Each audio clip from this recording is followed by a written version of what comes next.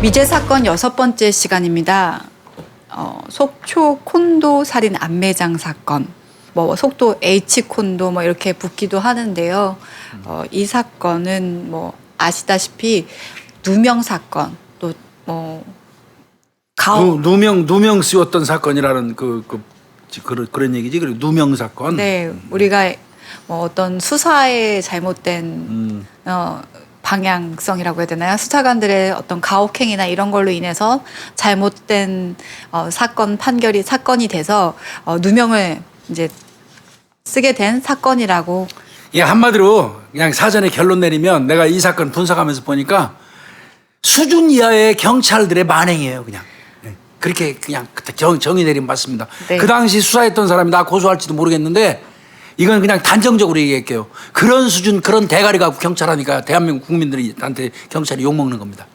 참 되게 조심하냐고 되게 버벅거리고 있었는데 교수님 버벅거리지 마세요. 한마디로 딱 정의를 해주세요. 이거는요, 2001년도 11월 달에 강원도 속초 네. 공동묘지에서 암매장된 시체가 이제 마대에 담긴 채 발견됐던 그런 사건인데, 일단 그 당시의 시신 상태부터 우선 설명드릴게요. 네. 그 마대에 담겨 있던 그 시신은 한 남성이에요. 175cm 정도 되고 이 마른 체형의 남성이었어요. 나이는 한 40대 초반 정도의 남자로 봤어요. 그러니까 30대에서 40대 정도로 추정하더라고요.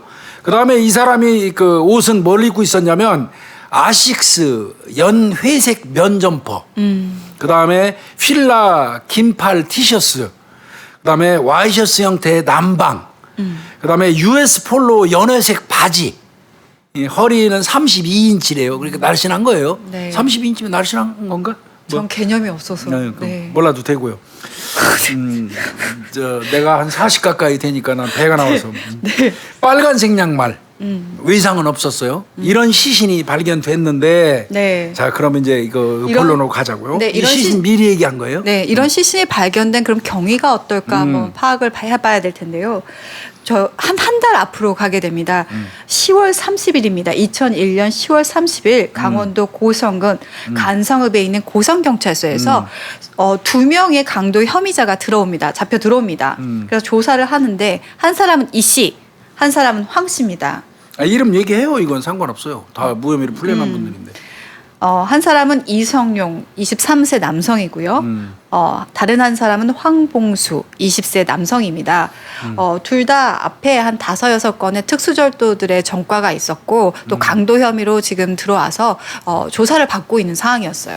그 고성경찰서는 아마 강원도 그쪽 북단 경찰서 거예요. 그러다 보니까 보통 강도 사건, 절도 사건 들어오면 교수님 특히 전과까지 있으면 당연히 여죄 수사를 하게 되잖아요. 그렇죠. 여죄 수사를 하는 과정 속에서 어떤 근거를 갖고 사실 수사를 해야 되는데 너 뭐 했냐, 너 다른 사건 풀어, 이렇게 아마 얘기가 됐던 것 같아요. 아니 그런데 이제 이거는 내가 나중에 확인을 해보니까 얘들이 강도 사건으로 2사람을 검거한 이후에 그 시골 지역이에요. 바닥이 엄청 좁습니다. 네. 거기는 고성 쪽은. 형사들 귀에 뭐가 들어왔어요. 무슨 말이. 얘들이 그 예전에도 구속됐을 때 구치소에서 공공연히 우리가 사람 죽인 적 있다고 말을 한 적이 있대요. 그러니까 이제 형사는 그 들은 말이 있잖아요. 믿지도 않았겠지만. 그러니까 요놈들 이왕 그 강도 사건으로 들어온 김에 각각 분리해가지고 신문하면서 이제 그 전에 들은 얘기를 형사가 한번 던진 거예요. 쉽게 얘기해서. 자, 나이가 어린 그 20살짜리 황봉수한테 야, 인마 너 사람 죽인 적 있다고 너 떠들고 다녔다며. 그러면서 너 저 옆방에 있는 그 이성용이가 다 풀었어. 이미 다 자백했어. 그러면서 넘겨짚은 거예요. 근데 그러면 황봉수가 말도 안 되는 소리, 제가 사람 죽였어요. 안 죽였어요. 말도 안 돼. 이래야 되는데 이놈이 나만 죽인 게 아니에요. 같이 죽인 거예요. 이렇게 얘기해버린 거예요. 그 형사가 아마 이거 그냥 툭 던진 말에 깜짝 놀란 거지. 본인도 놀랐을 거예요. 아마. 황봉수가 저 형사가 툭 던진 말에 죽인 적이 있고 같이 죽였다고 얘기를 하니까 바로 황봉수 방에서 나와가지고 따로 조사받고 있는 이성용이한테 가서 저 앞방에서 황봉수가 사람 죽인 거 다 자백했어. 너랑 같이. 그렇게 그 얘기를 한 거예요. 그러면서 너 이 새끼 말 안 하면 너만 그 피해봐. 그랬더니 이성용이가 맞아요. 사실 사람 죽인 적인데 나하고 황봉수만 죽인 게 아니고 한 명 더 있어요. 셋이서 죽였어요. 한 명 더 있어요. 그러면서 말한 사람이 누구냐면 박명현이에요. 26살짜리. 그러니까 순식간에 황봉수가 사람 죽였어요. 던진 말이 이성용이까지 가고 이성용이를 통해서 박명현이까지 온 거예요. 3명이 사람 죽인 게 딱 돼버린 거예요. 그러니까 이제 3명 저 나가 있는 이제 그때는 박명현이는 밖에 있잖아요. 조사 네, 이 사건으로 검거된 게 검거 안 됐으니까 아니었으니까. 잡아왔어요. 박명현이. 그래서 이제 세 사람을 이제 추궁해야지, 네, 이제. 추궁을 하기 시작합니다. 그래서 이제 살인 사건이 더 중요하지 뭐 강도보다. 네, 야 니네 사람 왜 죽였어? 그러니까 얘기를 하니까 유흥부기가 필요했다. 그래서 3명이 모의를 했는데 그럼 어떻게 살인이 이루어진 건지 얘기를 해봐라고 하니까 우리가 유흥비가 필요했어요. 그래서 속초시 노학동에 있는 한 콘도에 직원으로 위장을 했다. 그래서 침입을 했대요. 그래서 배를 눌러서 그 직원이니까 위장을 했으니까 그 사람들이 문을 열어줬고 숙박객들이 문 열어줬다는 거 아니에요? 네, 그래서 우리는 딱 들어가서 가서 그 사람들한테 돈 달라고 요구를 하고 그런 과정에서 살해가 이루어졌다라고 그러니까 좀 했습니다. 너무 건조하게 얘기하니까 재미없을 것 같아요. 아, 네, 제가 내가 좀 정난하게 얘기할게. 네. 자, 돈이 필요했어. 술집도 가고 세 놈이서 어울리는 동네 그 꼬마들인 거예요. 쉽게 얘기해서. 그래서 요 놈들이 야 우리 유흥비 필요한데 어떤 식으로 조달할까? 그랬더니 세 놈이 야 우리 콘도 덮시자. 지네 동네에 콘도 있으니까.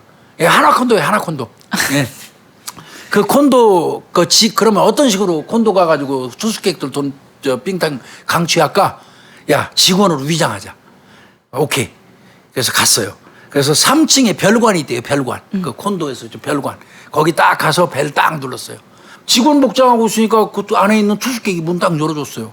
열어주자마자 문 안에 딱 보니까 40대 남성하고 여성이 있는 거예요. 40대 여성이. 부부 같아요. 아무래도. 그래서 들어가자마자 바로 제압을 해가지고 남자는 5층 옥상으로 끌고 왔어요. 남자는 5층 옥상으로 끌고 가고 여자가 막 소리를 지르니까 그 옆에 있던 소화기가 있었대요. 소화기로 그냥 머리를 때렸더니 실신했다는 거예요. 지금 이건 얘들 얘기예요. 네. 그 다음에 여자는 실신해서 그냥 방에다 두고 세 놈이서 옥상으로 올라가고 남자 끌고 올라가서 쇠파이프로 엄청 때렸다는 거예요. 그래서 실신했대. 그리고 흉기를 들고 반항해서 복부를 한번 찔렀다는 거예요. 죽었더라는 거예요. 그러면 이거 안 되겠다. 거기서 야 5층에서 1층으로 집어던지자. 그래서 던져버려가지고 그 사람이 이제 떨어져서 사망을 했대. 이게 여기 애초에 말도 안 돼요. 내가 지금 설명하면서도 웃기는데. 전 이렇게 복잡한 강도는 처음 봤어요. 그러니까 그 3명이 어떻게 이렇게 말을 잘 맞췄는지. 그래서 이제 1층으로 던져서 이제 그 사람 확실히 죽었어. 그런데 던지고 그냥 있은 게 아니라 또 내려갔어요. 내려가고 500m 떨어져 있는 노학동 공동묘지로 이 사람을 이송했어. 그리고 그 공동묘지에 안매장을 했다는 거예요. 그리고 그때 뺏은 돈이 13만 원이래요. 자, 그럼 여자는 실신한 여자는 또 어떻게 했냐? 공동묘지에 안매장을 해놓고 남편을 묻어놓은 다음에 다시 거기 가서 여자가 죽을지도 모르기 때문에 여자를 차에 싣고 와서 그 인근에 있는 종합병원이 있대요. 그 병원도 얘기할 필요 없고. 아니에요. 그 병원에 가서 응급실에다가 그 여자를 탁 던져놓고 자기들 빠졌다는 거예요. 이게 얘들이 했다는 범행입니다. 근데 지금 내가 말을 하면서도 이게 말이 됩니까 이거? 여러 가지로? 저는 항상 범행하는 사람들의 지능이 어떻든 가장 자신들의 목적을 빨리 달성할 수 있고 효과적으로 달성할 수 있는 방법들을 선택을 하거든요. 근데 이거는 일단 효율성 면에서는 엄청 많이 떨어지는 것 같아요. 3명이 범행을 저질렀을 때. 말이 잘 안 돼요. 자, 그러면 얘들이 자백 내용이 이러면 형사가 제일 먼저 할 일이 뭐예요? 확인해야죠. 사실 확인해야죠. 사실 확인은 간단해요. 콘도로 쫓아가야지. 투숙객들 제일 먼저 콘도로 쫓아가야지, 그렇지? 그래서 투숙객 중에 없어진 사람 있냐? 그리고 여자가 떨어져가지고 응급실에 갔었으면 신고해가지고 난리가 났을 거 아니에요. 종합병원도 확인해야 되잖아요. 그런데 거기 가서 콘도 관계자 수사해 보니까 투숙객 중에 누가 없어진 사람도 없고 살해당한 사람도 실종당한 사람도 없는 거예요. 그러면 이 사건은 애초부터 의심해야 되는 거예요. 내가 아까 얘기한 것처럼 말도 안 되는 수사라고 애초에 처음에 서두에 얘기한 것 자체가 이런 이유 때문에 그래요. 호텔 수사, 병원 수사 다 했는데 그런 사실이 없어요. 그러면 얘들 말을 믿으면 안 돼요. 그리고 저는 이 부분도 너무 말이 안 됐던 게 남자는 암매장을 했는데 여성은 종합병원에 실려놨다. 말이 안 되는 거지. 이게. 네. 그래서 이 부분이 좀 배치되는 게 좀 많았다라는 생각을 했어요. 그래서 콘도 관계자들한테 수사도 했고 종합병원 관계자들한테도 수사를 했더니 그런 사실 없어. 없다라는 얘기를 먼저 합니다. 그래도 이제 그럼에도 이 사람들은 그 암매장했다는 시신 암매장했다는 건 그래도 찾고 싶겠죠. 당연히 형사가 또 그건 찾아야 되죠. 근본적인 건 의심하더라도 투숙객 그 관련된 거 의심은 하더라도 또 얘들이 암매장을 했다 그러니까 그러면 진짜 암매장했는지를 수사를 해야 될 거 아니에요. 15일간 수색합니다. 2001년 11월 18일 날 네. 15일간 수색을 해가지고 노학동에 있는 공동묘지에서 그 이장했는 그 묘자리가 있어요. 그 옆에 지표면 30cm 정도 되는 그 아래에서 마대자루를 발견을 해요. 그 마대자루를 발견했고 마대자루 속에서 백골 상태의 시신을 발견하고 아까 내가 얘기했던 옷을 입고 있는 그 바로 네. 그 시신을 발견하게 됩니다. 그러니까 이제 형사들은 이거 이 새끼들 진짜 많네 이렇게 생각한 거예요. 근데 저희가 하나 더 짚고 넘어가야 되는데 처음에 그러면 니네들이 어떤 방식으로 범행을 했어라고 하면은 이제 범행 방법이 나왔잖아. 그럼 언제 했어라고 얘네들한테 물어보니까 얘네들이 처음엔 2000년 한 3월에서 4월쯤이었을 거예요. 바꿔 나중에. 네. 근데 이걸 다시 번복을 하는데 2001년 7월 2시경이었을 것 같아요. 새벽 2시경. 네. 라고 말을 바꾸는데요. 이것도 좀 유익 있게 들어주시기 바랍니다. 이게 참 이게 말이 안 되는데 여하튼 시신이 발견됐어요. 시신이 발견되니까 이거는 이제 앞에 있는 부분 뭐 투숙객 없어지고 뭐 종합병원에 사람 오고 이건 다 잊어버렸어요. 형사들이. 다 잊어버리고 이거 시신 발견됐으니까 이거 볼 것도 없어. 이건 범이냐 아닐 경우도 생각해야 되는 거예요. 근데 우연이라고 하기에는 또 거기서 발견됐다 보니까 이제 그런 부분에 대한 뭔가 꽂힌 수사라고 해야 될까요? 그게 그러니까 또 좀 일사천리로 수사가 진행됐죠. 그러니까 시신이 일단 발견이 됐으니까 강도살인으로 이 세 명을 13만 원 강취했으니까. 네, 기소를 하게 됩니다. 그리고 바로 재판에 회부되죠. 근데 빨라요, 교수님. 3월 거기 큰 사건 많지 않아요. 그쪽에. 2002년 1월 달에 춘천지방법원 속초지원. 속초지원에서 이제 그 심리가 이루어지는데 이때 갑자기 황봉수하고 이성용이가 살인한 적 없다. 그 재판장에서 그 얘기예요. 밤샘 조사하면서 강압적인 어떤 신문을 내가지고 우리가 허위 자백했다. 이렇게 뒤집어요. 네. 그런데도 시신이 해결이 안 되죠. 얘들이 부인해도. 시신이 얘기한 바로 그 지점에서 발견이 됐어요. 그러니까요. 그러니까 1심 재판부에서는 이 새끼들 거짓말하는 거네. 이렇게 판단한 것 같아요. 그래서 춘천지방법원 속초지원에서 1심 재판에서 이성용이 무기, 황봉수 20년, 그 한 사람 더 있다고 그러는 박명현이 7년 이렇게 이거 선고가 돼요. 그래서 1심이 끝났어요. 네. 자 이제 검찰이나 경찰은 이제 깔끔하게 살인 사건 하나 정리한 거예요. 좋다고 그랬겠죠. 네. 자 항소 들어갔어요. 근데 여기서 엄청난 실수를 하는 난 이런 식의 2001년도면은 그렇게 구석기 시대 아닌데 우리 경찰 수사에서 그러니까요. 어떻게 이런 실수를 하는지 난 이해가 안 가. 1심이 끝나자마자 무슨 짓 하는지 아세요? 우리는 끝났다. 우리 이미 수사 이제 판결 났으니까 시신 필요 없지 않느냐. 유류품? 아이고 뭐 필요 있어? 이미 범인 잡았는데 라고 하면서 소각을 하게 됩니다. 근데 저는 진짜 나는 이해가 안 가. 다 양보하더라도 이해 안 되는 게 아직 신원이 밝혀지지가 않았잖아요. 말도 안 되는 거야 이거는. 난 진짜 나 이걸 찾으면서 도대체 이해할 수가 없었어요. 도대체. 막 화도 나고. 그러니까 보통 이런 경우 교수님 매장을 하잖아요. 사체 같은 경우. 당연하죠. 근데 이거를 화장을 했다라는 것도 이해가 안 가고 우리가 진짜 지금 DNA 발견하는 게들이 다 유류품에서 발견하는 게 많잖아요. 그리고 사실 사진 찍어서 이렇게 하면서 피해자 신원 밝혀낼 수도 있는 부분인데 이때는 이제 시신하고 그 유류품 이거는 검찰 거죠. 경찰 건 아니에요. 네. 경찰은 기소하는 순간 게임 끝난 거니까 이걸 소각한 거는 경찰이 아니라 검찰이에요. 그리고 많은 분들이 착각하고 계시는 게 우리나라에서 수사기관에서 증거물 보관 시설 자체가 검찰에 있는 거예요. 네, 계획적으로 막 다 있고 경찰서에 있고 막 이렇다라고 생각하는데 사건이 이제 뭔가 검찰에 송치. 네, 송치가 송치가 되게 된다고. 되면 그 증거물도 같이 같이 가게 갑니다. 됩니다. 검찰청 증거보관실로 다 가는 거예요. 경찰에서는 그 사건 기소해가지고 그 혐의가 확정되면 서류 일체, 그 범인, 그 다음에 그 수사 과정에서 수집한 모든 증거물 이걸 전체 검찰로 다 보내요. 그럼 검찰에서 그 유류품 시신도 그러니까 이제 검찰 거예요.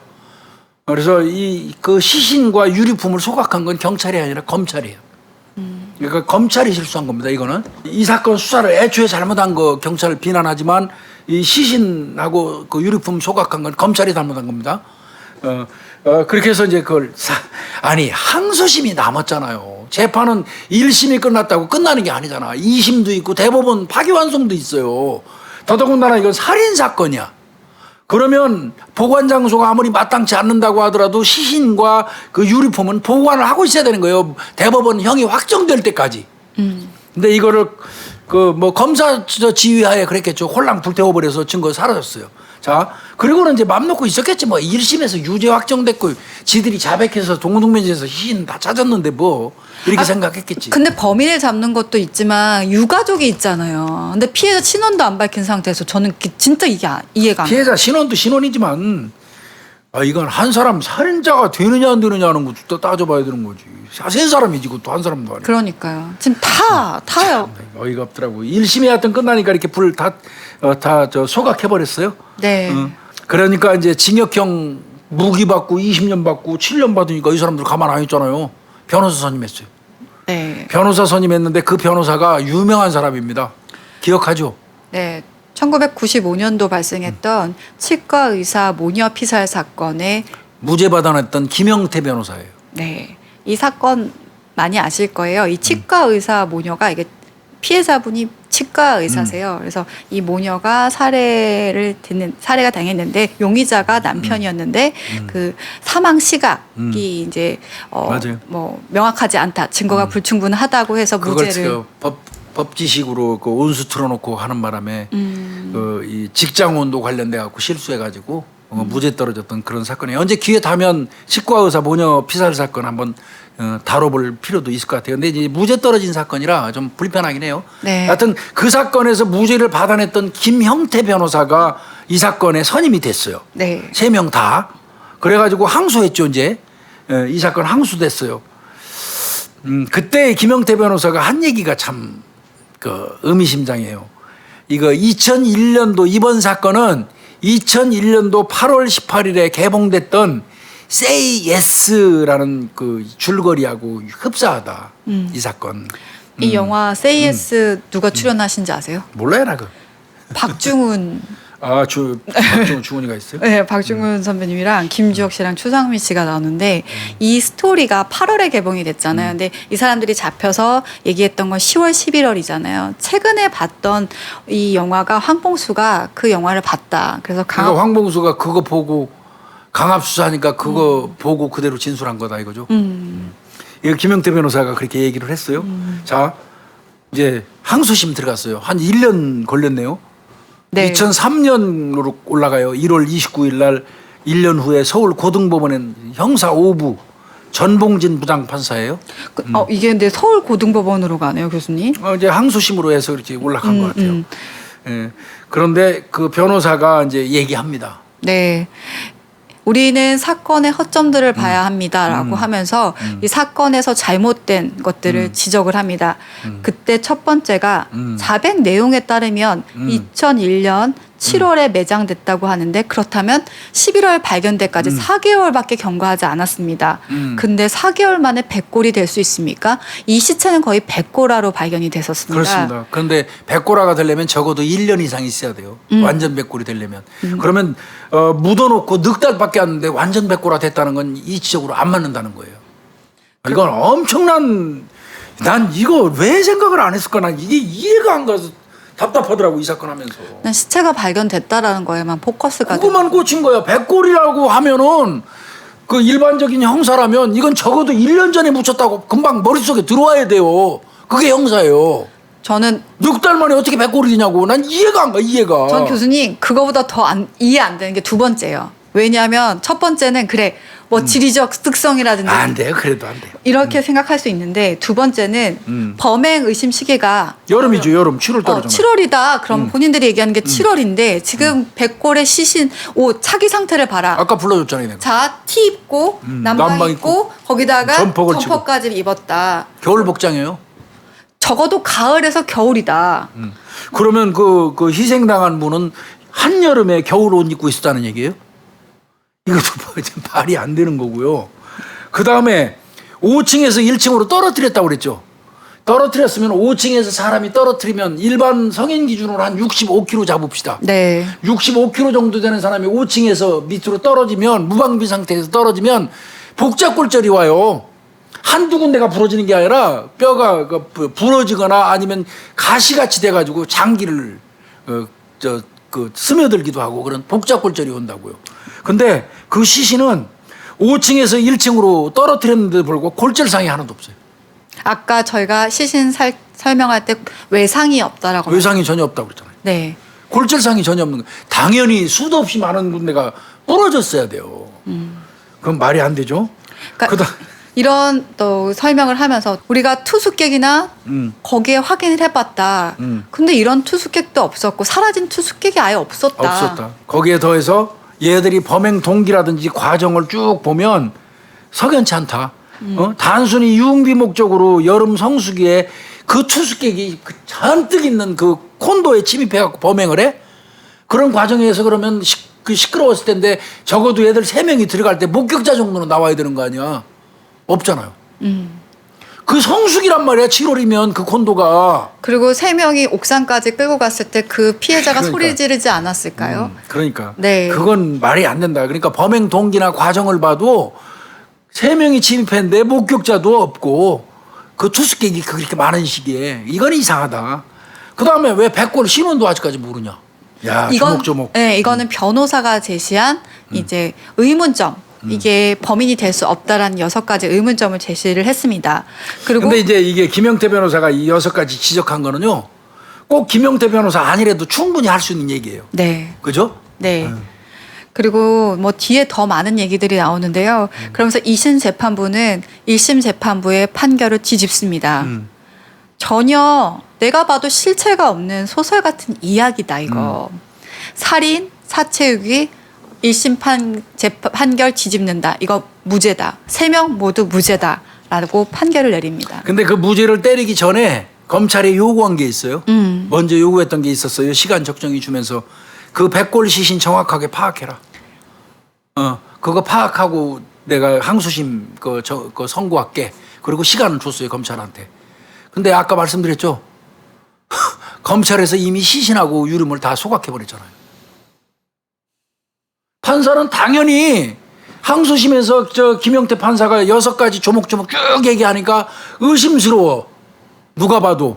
그래도 검찰 측에 또 그 입장이 있으니까 검찰 내가 시간 줄 테니까 그 백골 시신 그 사람 인적사항부터 좀 파악하시오. 그래서 진짜 그 사람이 그 시기에 이제 뭐 이를테면 콘도 출입한 사람인지 여부도 뭐 판단할 수 있잖아. 그러니까 시신 인적사항부터 파악하십시오. 그 다음에 내가 선고하겠습니다. 그랬는데 검찰에서 아이고 죄송합니다. 저희 못합니다. 시신하고 다 소각해버렸습니다. 판사도 황당했을 거예요. 근데 좀 정말 이해 안 되는 게요. DNA도 추출 안 해놨고 그다음에 이해가. 우리가 얘기하는 이 치과 기록 같은 것도 안 해놨고 그다음에 어떤 뭐 의과 기록, 의료 기록을 통해서 이 사람이 특정할 수 있는 요소들이 많았을 텐데 난 이해가 안 가 진짜. 그 기록이 없다라는 게 자, 검찰에서 물증 없습니다. 이미 소각했습니다. 그러니까 그래서 그때 2심 재판부가 전혀 실체가 없는 소설 같은 이야기로 3명을 강도살인죄로 기소했다. 3명 살인 강도살인 사체유기 무죄 3명 다. 그렇게 무죄 선고를 했어요. 그럼 당연히 검찰에서는 대법원에 상고하죠. 네. 대법원에서도 쭉 살펴보더니 2003년 5월 달에 이유 없다 기각. 그러니까 원심대로 무죄돼 버린 거예요. 이런 사건입니다. 이 사건이. 그리고 아까 제가 기억하라고 말씀드린 게 있죠. 범행 시기. 처음에 이들이 2000년 6월에 이런 범행을 했다고 했어요. 근데 나중에 2001년 7월로 바뀐 이유가 뭔지 아십니까, 교수님? 그러니까 이제 2000년 6월이라고 얘들이 범행 자백하는 대로 피의자 신문 조서를 받고 범죄 사실 쓰면서 이제 그 발생 일시를 2000년 6월로 잡았어. 그런데 걔들 전과 조회를 이제 해서 붙여야 될 거 아니야. 할 때 보니까 그 시기에 이 세 놈이 다 교도소에 있었거든. 그러니까 형사가 이때도 그 기회가 있었던 거야. 이때도 바로 잡을 기회가 있었다고. 이거를 바꿔. 범행 날짜를 2001년 7월 달, 그러니까 6월 달에 출소해서 한 달 뒤에 범행한 걸로 1년을 연장시켜갖고 범행 그 일시를 바꿔서 기소를 한 거예요. 이때 이미 1차 형사들이 기회가 있었어요. 얘들이 범인이 아니라는 거. 나는 형사들이 그때쯤에 이거 확신 없이 범인 아니라는 거 알았음에도 불구하고 시체 발견됐으니까 그냥 밀어붙인 게 아닌가 싶어요. 근데 이게 시체 상태도 봤으면 말도 안 되는 밀어붙일 거지. 수 있는 상황이 아니라는 걸 알았을 텐데. 그리고 지금 앞에는 살해된 지금 발견된 시신에 대해서 그 피해자에 대해서만 우리가 재판에선 다뤘지만 또 그 진술한 내용 중에 한 명 사라진 여성이 있잖아요. 여성. 그 응급실에 태워다 준 사람. 그 여성은 어디 있는 거예요? 실은 못 밝혔어요. 그러니까 실체가 없는 거예요. 그러니까 아까 이심 판사가 얘기한 거예요. 전혀 실체가 없는 소설 같은 이야기. 예. 이게 참 나 이 사건 보면서 나 뜨겁고 부끄럽더라고요. 이게. 자, 그러면 이 세 사람은 도대체 어떤 바보들이길래 이게 내가 볼 때는 유도하고 겁주고 하는 수사에 다 세 명이 공통적으로 죽였다고 경찰에서는 일사불란하게 얘기했기 때문에 이게 각본에 의해서 기소된 거란 말이죠. 그러면 아무리 그래도 아무리 형사가 겁을 주고 뭐 해도 얘기 안 할 거잖아요. 일반적으로. 그럼에도 불구하고 얘들이 이 세 명이 공통적으로 쪼르륵 불었다는 건 왜 그랬을까 하고 이들을 확인을 해봤어요. 네. 이성용이 23살인데 방통고등학교 졸업했어요. 방송통신고등학교. 근데 지능이 현저히 낮대요. 그리고 황봉수는 초등학교 졸업했어요. 네, 아마 교육을 제대로 많이 못 받았대요. 그다음에 박명영 같은 경우는 26살인데 그럼 형 노릇해야 되는 거 아니야? 26이니까 제일 형이죠. 네. 근데 정신 연령이 6세고요. 6살. 네. IQ가 44예요. 44면요. 기본적인 생활 정도밖에 못 한다고 보시면 돼요. 그렇죠. 어떤 일을 수행하거나 하는 능력 자체가 현저히 떨어지거든요. 그래서 반복적인 일밖에 못 해요. 이 세 사람은 그런 환경에 있었던 거하고 껄렁껄렁하면서 돌아다니면서 절도짓 하고 이런 건 했던 것 같아요. 결국 이 사건은 강도살인 사체유기는 무죄가 떨어졌고 대신 얘들이 벌렸던 이성용이하고 황봉수가 애초에 검거됐던 그 강도 사건 있잖아요. 그거만 형량 4년 각각 받습니다. 네. 그렇다면 지금 그 발견된 사체에 대한 사건은 한번 추정해 보자고요. 미제잖아요. 그렇죠? 네. 교수님 추정을 하신 거 좀 얘기를 해주세요.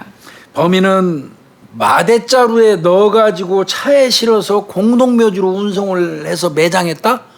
그럼 적어도 이거 단독범은 아니죠. 2인 이상일 거라고 저는 생각이 들고요. 그 범인이 지금 검거 못한 거고요. 그렇잖아요.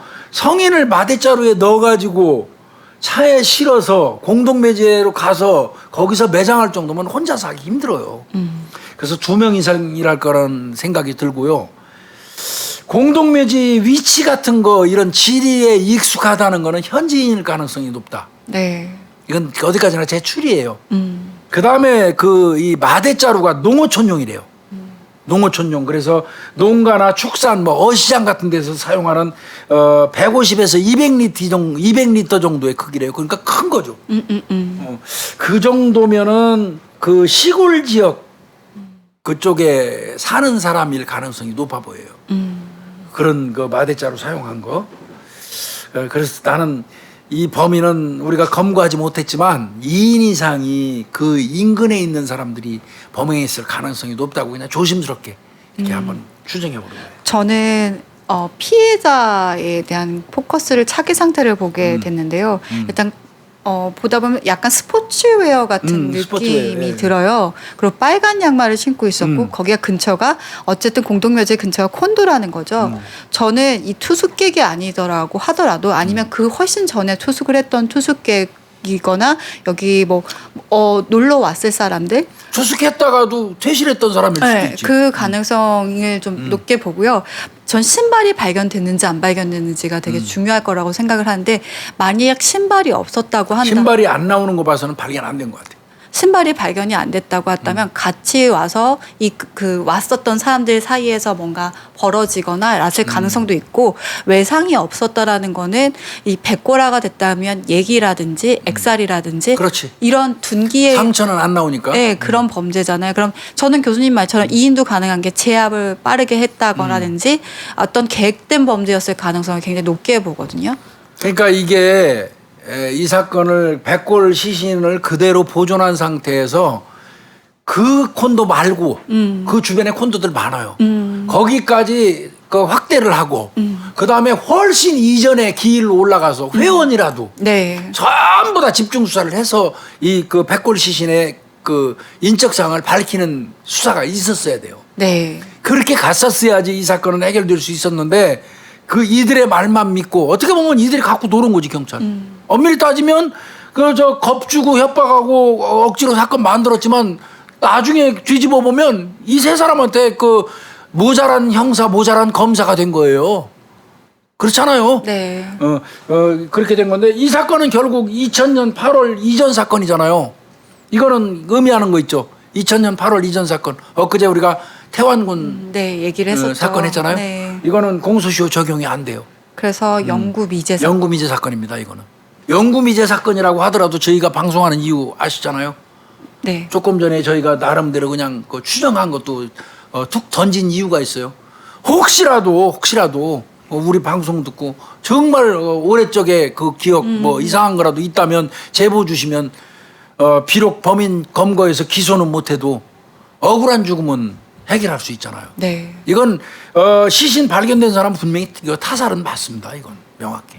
그리고 전 하나 더 말씀드리고 싶은 거는 175cm 32인치 그 체격에 그다음에 브랜드 옷들을 갖춰 입을 정도라고 한다면 우리가 일반적으로 생각하는 피해자 대상군은 아니에요. 그렇죠. 네, 그렇다고 한다면 이건 잘하면 찾을 수 있었어. 그리고 뭔가 공격 대상 자체가 내부적인 원인이었을 가능성을 좀 크게 보거든요. 그러니까요. 그래서 이 피해자만 특정됐어도 범인을 잡을 수 있었던 사건이 아니었을까라는 생각이 좀 합니다. 억울한 범죄자를 만들고 억울하게 죽은 사람의 한 사람의 살인 사건을 영구미제로 만들어버린 공권력에 의한 어떤 뭐라고 얘기해야 돼? 만행이에요, 만행. 예. 이 사건은 화나요, 화. 너무 황당한 미제 사건이었었습니다. 네.